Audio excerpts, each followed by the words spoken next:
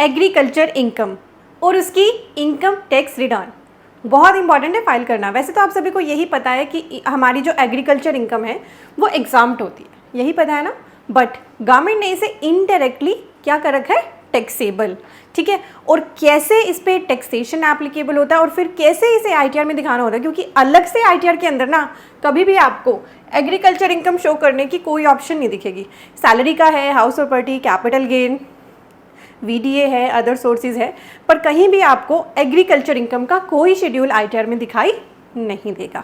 तो इसीलिए बहुत सारे पर्सन्स एग्रीकल्चर इनकम करते हैं और वो कंफ्यूज रहते हैं कि अब उसके कैसे हम आईटीआर में दिखाएं। वैसे तो एग्रीकल्चर इनकम एग्जाम्प्ट है, पर क्या उसको आईटीआर में दिखाने पे कोई टैक्स लायबिलिटी भी बनती है, और कौन सी इनकम्स को एक्चुअली एग्रीकल्चर इनकम माना जाता है। तो पूरी डिस्कशन इस वीडियो में है, इसलिए आपने इस वीडियो को बिना स्किप किए एंड तक देखना। आप देख रहे हैं सीए गुरुजी, मैं हूं सीए पूजा। स्क्रीन पे आपको बहुत सारे कोर्सेज के नाम दिख रहे हैं, और क्योंकि यहाँ हम आईटीआर की बात कर रहे हैं तो हमारा इनकम टैक्स और आईटीआर टीडीएस का कोर्स इसी वेब पेज पर अवेलेबल है। यहाँ पे कोर्सेज एंड कॉम्बो कोर्सेज का सेक्शन है, जो भी कोर्स आप लेना चाहें उसके लिए विजिट करें CA-Guruji-Classes.com। यहाँ पे मैं हूँ आईटीआर 3 पे। अभी मैं आपको सारे एग्रीकल्चर इनकम के कंसेप्ट भी बताऊंगी। यहाँ आईटीआर 3 में इनकम शेड्यूल के अंदर मैंने आपको बताया कि कोई भी ऐसे एग्रीकल्चर इनकम का शेड्यूल नहीं है, बट हमारी एग्रीकल्चर इनकम क्योंकि एग्जाम्प्ट इनकम है तो आपको यहाँ से उसे एग्जाम्प्ट इनकम सिलेक्ट करना होता है और कंटिन्यू पे क्लिक करना होता है। यहाँ पे जो मैसेज आ रहा है उसे कंटिन्यू कर दें, स्किप द क्वेश्चंस कर दें। ये आ गया हमारे पास EI एग्जाम्प्ट इनकम का शेड्यूल।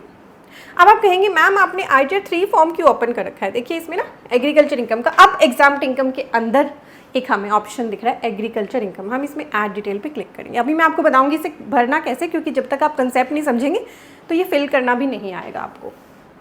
तो अब हम बात करते हैं एग्रीकल्चर इनकम है क्या और क्यों मैंने आपको आईटीआर 3 ओपन करके दिखाई है, आईटीआर 1 में क्यों हम इसे फाइल नहीं कर सकते, सभी चीज़ें हम यहाँ कवर करेंगे। तो एग्रीकल्चर इनकम हमारे इंडिया में बहुत इंपॉर्टेंट है, हमारे किसान इम्पॉर्टेंट है, क्योंकि अगर एग्रीकल्चर ही ना हो तो क्या कंट्री सर्वाइव कर पाएगी, क्या पर्सन सर्वाइव कर पाएंगे, नहीं। तो हर कंट्री में एग्रीकल्चर की इम्पोर्टेंस होती है। हमारे इंडिया में भी सबसे इम्पॉर्टेंट माना गया है एग्रीकल्चर को। हर साल बजट में भी एग्रीकल्चर के लिए कोई ना कोई बजट एलोकेशन ज़रूर होती है, और अभी तक हमारी एग्रीकल्चर इनकम टोटली एग्जाम्प्ट है। तो अब एग्रीकल्चर इनकम है क्या, पहले वो समझते हैं कौन से ऐसे ऑपरेशंस हैं जिन्हें माना गया है एग्रीकल्चर इनकम। तो मैं आपको एक छोटे छोटे एग्जाम्पल से समझाना चाहूँगी। एक छोटा सा किसान है, उसके पास एक छोटा सा ज़मीन का हिस्सा है, उस ज़मीन पे वो अपनी फसल उगाता है और उसे सेल करता है। क्या आप खुद सोचिए, क्या ये एग्रीकल्चर इनकम है? बिल्कुल है। तो अगर किसी एग्रीकल्चर लैंड, चाहे वो रूरल एरिया में है या अर्बन एरिया में है, अगर उस पर खेती की जा रही है, फसल उगा के उसको फिर बेचा जा रहा है, तो वो इनकम जो आएगी उस फसल को बेचने से वो मानी जाएगी एग्रीकल्चर इनकम। तो यहाँ पे मैंने आपको एक पहला एग्जांपल दिया, हमारा एक स्मॉल एग्रीकल्चरिस्ट है, ठीक है। दूसरा हो सकता है कि एक पर्सन के पास एग्रीकल्चर लैंड है, वो वहाँ पे खेती करना चाहता है पर वो खुद खेती नहीं करता, उसने आगे लेबर हायर करी हुई है, ठीक है। उनको वो वेजेस देता है और फिर फसल उगा के फिर उस फसल को मार्केट में सेल करता है। क्या ये एग्रीकल्चर इनकम है? बिल्कुल है। तो इसकी भी इनकम मानी जाएगी एग्रीकल्चर इनकम, इसकी भी इनकम मानी जाएगी एग्रीकल्चर इनकम। तीसरा पर्सन है जिसके पास एग्रीकल्चर लैंड तो है पर उसने इसको रेंट पे या आप कह सकते हैं लीज पे दे रखा है, जिसके हिसाब से कोई और पर्सन उस पर खेती करता है। तो क्या ये उसकी रेंट और लीज की इनकम एग्रीकल्चर इनकम मानी जाएगी? यस, ये भी मानी जाएगी। क्यों किया हुआ है गवर्नमेंट ने ऐसा?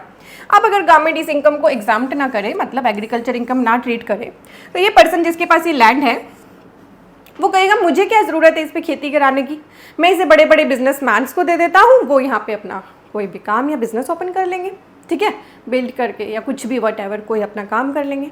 इसीलिए गवर्नमेंट ने एग्रीकल्चर लैंड की इम्पोर्टेंस बनी रहे, ये इनकम भी एग्जाम कर रखी है। अब चौथा पर्सन है जिसके पास अपनी खुद की कोई लैंड नहीं है। वो क्या करता है, जो हमारे एग्रीकल्चरिस्ट हैं, किसान हैं, उनसे उनकी प्रोड्यूस खरीदता है और फिर उसे आगे सेल करता है। क्या उसकी इनकम एग्रीकल्चर इनकम है? आप कमेंट करके बताइए, तब तक हम और भी डिटेल में समझते हैं। कमेंट जरूर करना 4th पॉइंट की इनकम क्या एग्रीकल्चर इनकम है या नहीं। तो अब यहाँ पे मैंने डिटेल में लिखा है, अब मैंने आपको ब्रीफ में बहुत अच्छे से बता दिया। तो पहला है एग्रीकल्चर इनकम को हमारा सेक्शन 2(1) कैपिटल ए बताता है और इसकी एग्जाम्पशन हमें इनकम टैक्स के सेक्शन 10 में दी हुई है। तो रेंट या रेवेन्यू मिलता है अगर एग्रीकल्चर लैंड से, तो rent from agriculture land, income derived from renting और leasing agriculture land use for agriculture purpose including any building on such land. अब एक लैंड है, इसमें यहाँ पे एक बिल्डिंग भी बनी हुई है छोटी सी, किस लिए बनी हुई है? एग्रीकल्चर के काम से ही रिलेटेड कोई टूल्स रखने हैं, कोई सामान रखने हैं, तो वो भी उसी का पार्ट माना जाएगा। और ऐसे केस में जो पूरा रेंट आ रहा है लैंड का, वो इनकम हमारी टैक्स फ्री रहेगी, एग्रीकल्चर इनकम मानी जाएगी। और उसका रेवेन्यू एग्रीकल्चर लैंड का, वो भी हमारा प्रोड्यूस जो है उसका रेवेन्यू, वो भी एग्रीकल्चर इनकम है। मैंने आपको पहले ही केसेस बता दिए, इसलिए आपको ईजी अंडरस्टैंडिंग हो रही होगी। Then income from agriculture operation. अब एग्रीकल्चर ऑपरेशन समझना बहुत ज़रूरी है। कौन से होते हैं एग्रीकल्चर ऑपरेशन? जैसे कि बीज बोना, ठीक है, फिर फसल को ग्रो करना, उसी कटाई करना, कटाई करने के बाद उसे इस लेवल पे लेके आना कि वो मार्केट में सेल हो सके, ठीक है। अब जैसे गेहूं है, गेहूं अगर उग के खड़ी है आपके खेत में, तो जब तक आप उसको काटोगे नहीं और उसे इस तरह से तैयार नहीं करोगे कि वो मार्केट में बिकने लायक हो जाए, तो क्या कोई उसे लेगा? नहीं। तो ये सारे काम भी जो आपने एग्रीकल्चर प्रोड्यूस को सेल करने के लिए, उसको सेलिंग के लिए बनाने के लिए, सेलिंग तक बनाने के लिए कोई पर्सन उसको खरीदे, जो भी काम किए हैं वो सारे माने जाएंगे आपके कल्टीवेशन ऑफ लैंड, सारे माने जाएंगे आपके एग्रीकल्चर ऑपरेशन। अब आप लोग अपने घर में भी आजकल तो हमें प्लांट लगाने का बहुत शौक है। ये प्लांट्स हम कहाँ से खरीद के लाते हैं? नर्सरीज से। तो नर्सरीज भी अगर इनकम करती हैं सैपलिंग एंड सीडिंग से, तो वो भी एग्जाम्प्ट है, यानी एग्रीकल्चर इनकम है। और फिर उनकी प्रोसेसिंग, तो प्रोसेस करी है employed to make the agriculture produce marketable, तो वो भी एग्जाम्प्ट है, मैंने आपको बताई थी। अब आपने एग्रीकल्चर इनकम समझ ली। अब मैं आपको ले आई हूँ कौन सी ऐसी इनकम है जो नॉन एग्रीकल्चर इनकम है। तो हम समझते हैं agriculture income versus non agriculture income. एग्रीकम sale of seeds, rent from leasing agriculture land, profit from growing flowers and creepers, वो भी एग्रीकल्चर इनकम है। Interest on capital received by partner from a farm engaged in the agriculture operation. और non agriculture income कौन सी है हमारी? अगर poultry farming है आपकी, वो एग्रीकल्चर इनकम नहीं है। डेयरी फार्मिंग है आपकी, वो भी एग्रीकल्चर इनकम नहीं है। अगर आपके पास रेंट आ रहा है फ्रॉम एग्रीकल्चर लैंड, जो आपका स्टॉक इन ट्रेड है, वो भी एग्रीकल्चर इनकम नहीं है।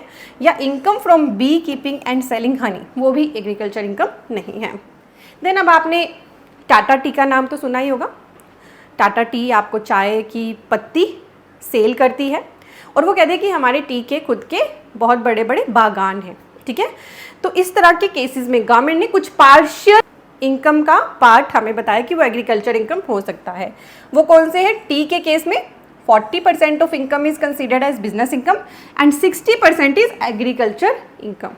तो टाटा टी की जो इनकम है ना, वो 60% एग्रीकल्चर इनकम मानी जाती है। फिर वो उससे ग्रो करके जो बाद में काम करते हैं, टी की पत्तियों को ग्रो करके जो उस पर सारा काम बाद में करते हैं, वो 40% कंसीडर किया जाता है बिजनेस इनकम। ऐसे रबड़ के केस में 65% तो बिजनेस इनकम है, 35% एग्रीकल्चर इनकम है। कॉफ़ी के केस में 25% बिजनेस इनकम है एंड 75% एग्रीकल्चर इनकम है।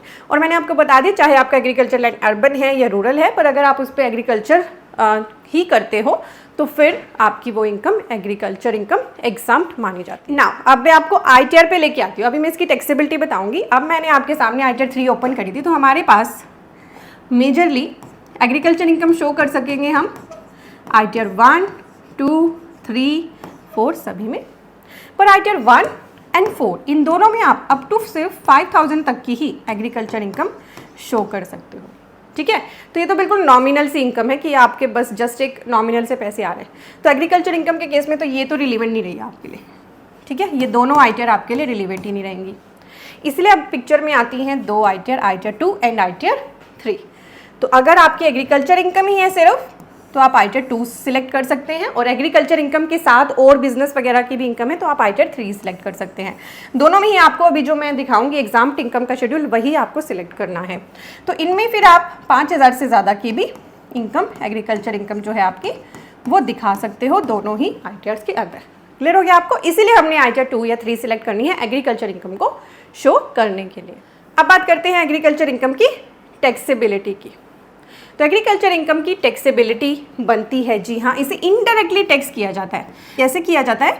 मान लीजिए एक पर्सन है जिनकी एग्रीकल्चर इनकम सिर्फ और सिर्फ एग्रीकल्चर इनकम ही है 5 लाख की, तो फिर तो इस पे टैक्सेबिलिटी आएगी नहीं, क्योंकि ये पूरी की पूरी एग्रीकल्चर इनकम एग्जाम्प्ट है। एक पर्सन की एग्रीकल्चर इनकम है 5 लाख और उसकी अदर नॉन एग्रीकल्चर इनकम जो है वो है 8 लाख। ठीक है, या हम इसे मानते हैं कि एग्रीकल्चर इनकम तो है 25 लाख और अदर इनकम है 8 लाख रुपीज़। तो आप देखिए ना, किसी पर्सन की, अगर हम एग्रीकल्चर ना माने इसे, किसी पर्सन की अगर 33 लाख इनकम होगी तो वो कौन से स्लैब में आएगा? 30% के टैक्स स्लैब में आएगा, राइट। उसकी इनकम पे 30% के स्लैब के हिसाब से टैक्स लगेगा। पर अगर कोई पर्सन कहे कि ये एग्रीकल्चर इनकम तो आप मेरी कंसीडर मत करो, सिर्फ ये 8 लाख की इनकम कंसीडर करो, नॉन एग्रीकल्चर इनकम, तो 8 लाख पे वो कितना टैक्स देगा? 10% ही देगा सिर्फ। तो इसीलिए ये डिफ्रेंशिएशन ना रहे तो गवर्नमेंट ने इन दोनों को मिला के पहले टैक्स कैलकुलेट करा है। फिर तो इसीलिए गवर्नमेंट कहती है कि अगर किसी की एग्रीकल्चर इनकम है, मान लो वो है 10 लाख, और नॉन एग्रीकल्चर इनकम है, मान लो वो है 15 लाख, तो पहले तो आपने इन दोनों इनकम को टोटल करके टैक्स निकालना है।